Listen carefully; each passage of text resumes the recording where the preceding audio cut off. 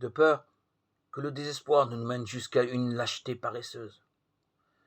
Le Seigneur assure que ce qui est impossible à l'homme à cause de sa faiblesse propre lui devient possible grâce à la force divine. Car il est étroit et resserré le chemin qui conduit à la vie, et personne ne s'y engagerait, personne n'y avancerait un pas si le Christ en avait ouvert la difficile entrée en se faisant lui-même chemin. Jean 14, 6.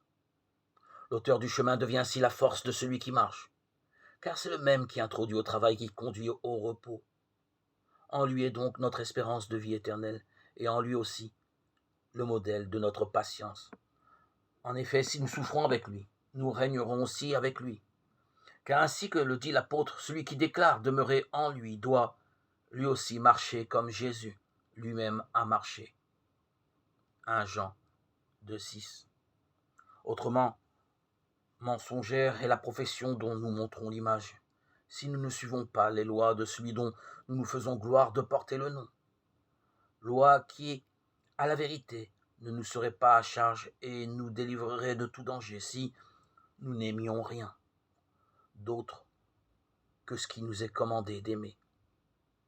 Car il y a deux amours dont procède tout vouloir.